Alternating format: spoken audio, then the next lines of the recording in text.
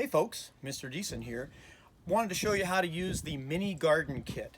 Not everyone's going to have these in the beginning, but I'll be trying to get a bunch of these done soon. So if you do have one, you want to start off by taking off your kit. Will look like this.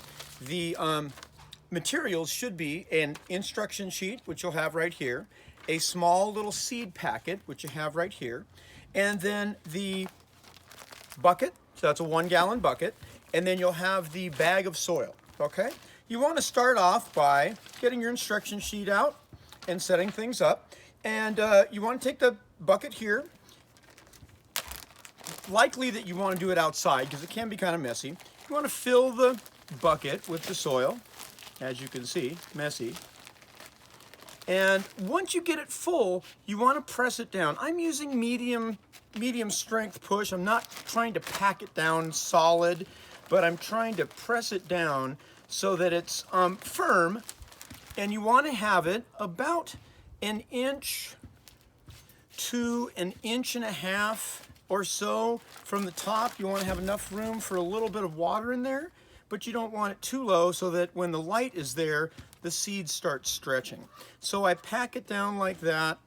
I've got it kind of nice. And then when I do that, I want to slightly, once I get it packed down, I want to have the top of this a little bit fluffy. The seeds that we're going to use today are salad bowl lettuce. And the salad bowl lettuce is, in fact, all lettuces really like to have some light. So for most seeds, you would probably put, like if you were going to do a pea seed, you would push a hole like that. Okay, you would push down quite a ways. We don't want to do that with lettuces. They'll be less likely to grow if you do that. You can just rip your packet off. I like to make sure that the seeds are in the bottom of it because you want to rip the seeds, have the seeds fall out.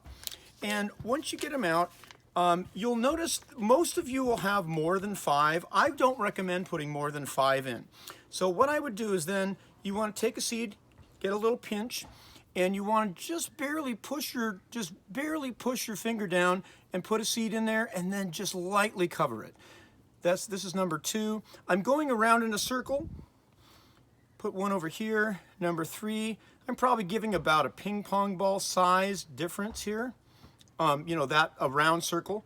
Here's number 4, and then number 5 right in the middle. That way these plants will be able to get about this big or so, when they grow, okay? The rest of the seeds I put back in. You could use those outside. You can get another pot or share them with someone else. Close them up like this, and then lightly with the back of my hand, I'm just kind of patting down.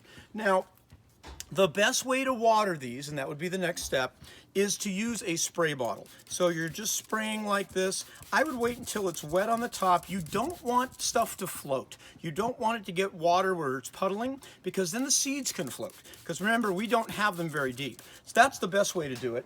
Another way to do it, if you don't have a spray bottle, is to take a cup or something like that, pour a little water in your hand, and let it very slowly dribble through your hand so you're not floating that stuff up.